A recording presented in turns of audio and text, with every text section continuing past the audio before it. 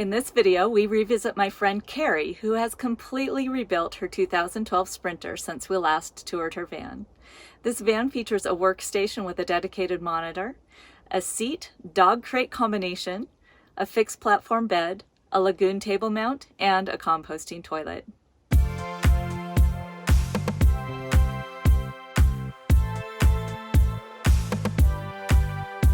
Hi, my name is Keri and welcome to my van. Her name is Calipso. I have had her for 2 years now. I built her out. This is now version 2.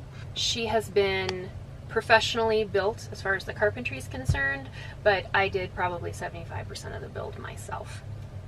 As a 170-inch wheelbase Sprinter, I have quite a bit more space lengthwise. She's rear-wheel drive. She's a 2012 Mercedes Sprinter 2500. The entire build has had 2 different versions. The first version I did myself, and while the insulation and wiring was pretty good, my ceiling panels tended to fall off while I was driving. So about 1.5 years ago, I reached out on Craigslist and found a local tiny home builder. His name is Alex Sagal. He's based in Denver. He's awesome.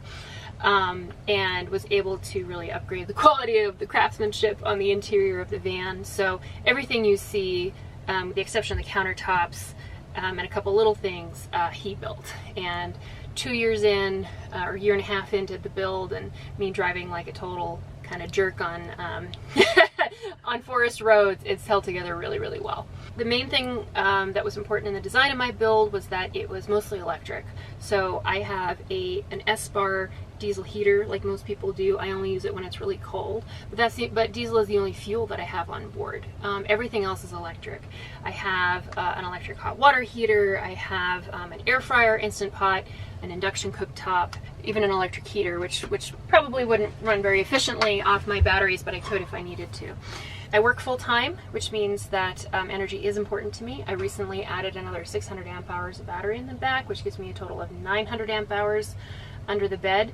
I have 600 watts of solar on the roof with 200 watts deployable, which I rarely have to use.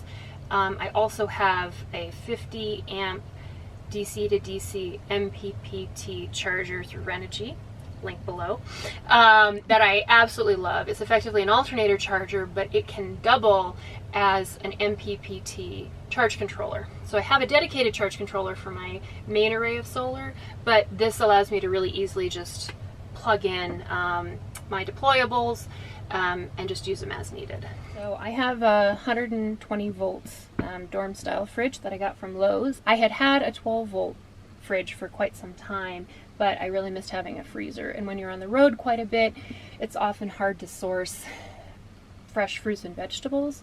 And so having frozen veggies is kind of important to my health. I like to make smoothies, so having the freezer has been a real upgrade over the last version. The fridge is pretty straightforward. I can get one at any Home Depot, so if something happens to it and it doesn't like existing basically on an unstable surface like it has, it'll be pretty easy to replace it. Moving up a little bit, I have my workspace. As someone who works full-time, having a comfortable workspace is super important. I have a dedicated monitor. I work as a data scientist, which means that I can code for 8 hours a day, optimistically. But it's, having webcams, having kind of a fairly neutral and professional background is important. I can sit here for a couple hours a day. Since I got a puppy recently, I built a bench that includes her crate underneath, and it's true what they say, everything needs to have multiple purposes, right? And so it's not the most comfortable, but I can deal with it for a couple of years until I trust her to be unattended and not eat things that she shouldn't. Moving a little further back, we have my bed area. It is a fixed platform. I knew myself that I wouldn't be able to make a bed up every day. It would just be a pile of clothes and chaos, and so a dedicated bed is great. A fixed platform bed gives you plenty of space underneath, and even though you live in a really tiny space, you'd be really surprised how much random stuff you need and how much space it takes up. So window coverings, the Legos that you're going to level your van with, things like backpacking gear, stuff like that is all stored under there, more long term.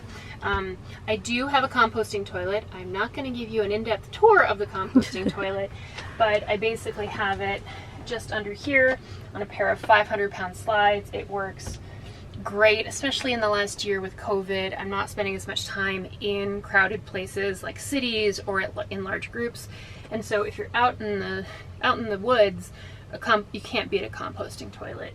I just tend to get my own filtered water. I did have a Berkey for a long time, but after having it catastrophically fall because I left it on my counter too many times, I just decided it wasn't worth the effort of carrying it around. Now, when I go to Mexico next year, I'm sure I'll bring it with me, but in the meantime, I have 2 5-gallon jugs.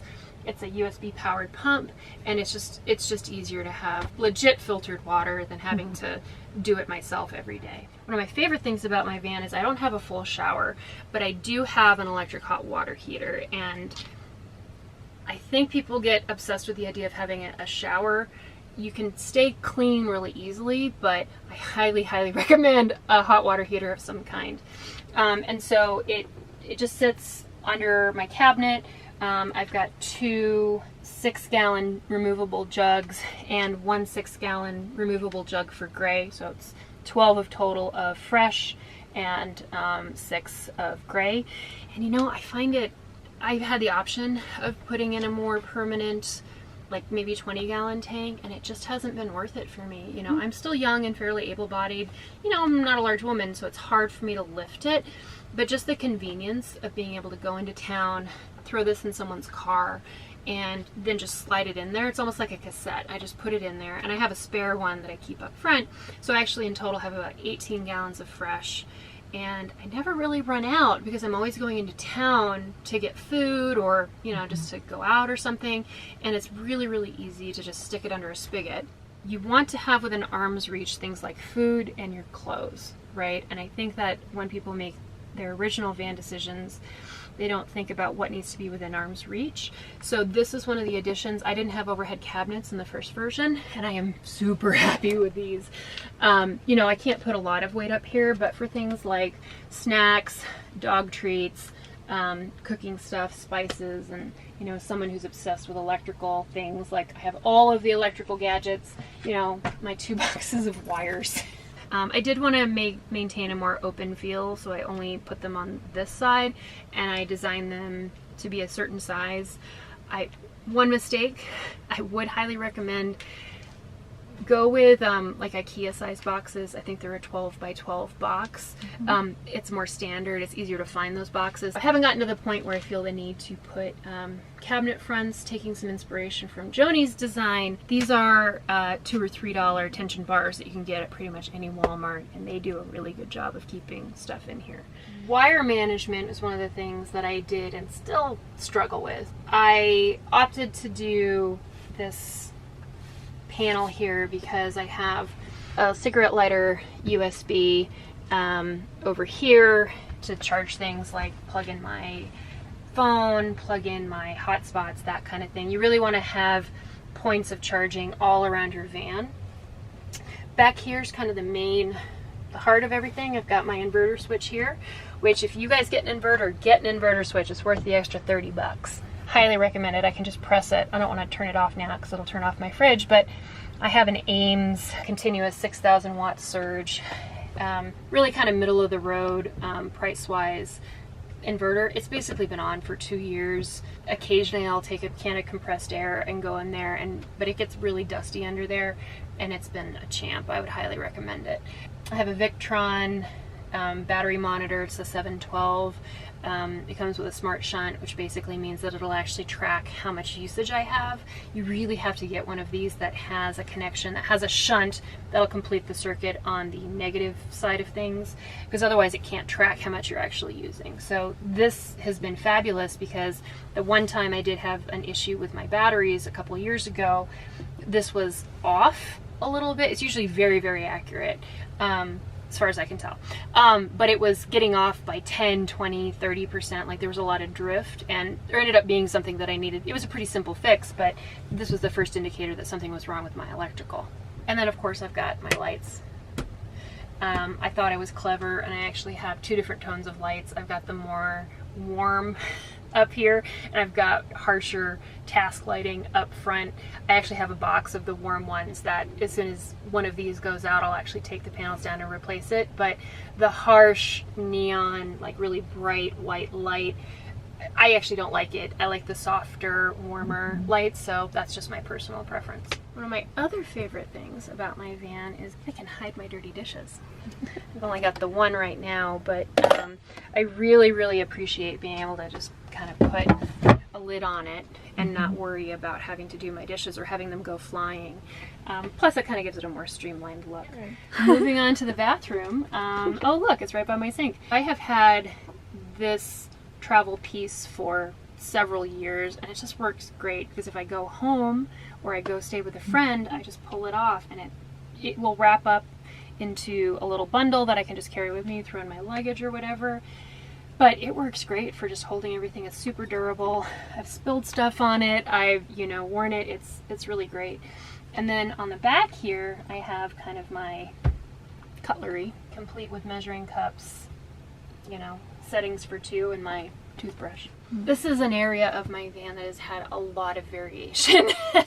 So at first I had a bench that was a little too high that I couldn't really sit on and use. I've taken a lot of inspiration from Joni's layout, where having kind of a centralized area to lounge, socialize, whatever is really important. I love my lagoon table. I have had this now in 2 different rigs. I had a trailer before this, and it's awesome. I can't say anything bad about it. This is actually a trifold mattress, and so in theory, if I were staying at a friend's house, I could take it inside and sleep on it. But if I've got my van, I'm gonna be sleeping in my van anyway. This is nice just because it's easy, it's lightweight. I can take it out without too much trouble. It doesn't move. I work from here a lot. I actually really enjoy having different backgrounds for my Zoom calls. And so this is a super convenient place just to take the laptop and just sit really comfortably. The lagoon table can go up and down. It can swivel all the way around. And I technically have 2 swivels on my front seats. I'm in travel mode right now, which means that I'm going to be moving. So I have a bin right here that kind of lives right there with my leveling blocks and everything, and gives a seat for my dogs when I travel. So typically if I'm in a spot for longer than a couple of days, I'll swivel these seats around and kind of have a more open, comfortable area where I can seat really 4 people reasonably comfortably. In the meantime, having this little lounge bench is really all I need, because I've got the beautiful view this way, I've got a nice reasonable background this way, and candidly, since I put this little bench in, I don't think I've turned around my seats for more than a couple of days, because this gives me the space to sprawl comfortably, and enjoy the view. In the line of thought of having open design for some of my cabinetry, there are some things I would rather keep private. And so I am not particularly good about folding my laundry all the time. So under here, I just have all of my different clothing options in various stages of being folded or unfolded. And one thing that I really would recommend is, at least since I don't really have a way to segment the space in here, having one of these packing cubes for my underwear, socks, swimsuits, that kind of thing, works really, really well. Everything else I kind of organize in a regional way. I'll kind of put my summer stuff here. I'll put my heavier sweaters way in the back because I don't really need them, but it provides good insulation against the forehead of the van. So there is a little bit of logic, but not a lot.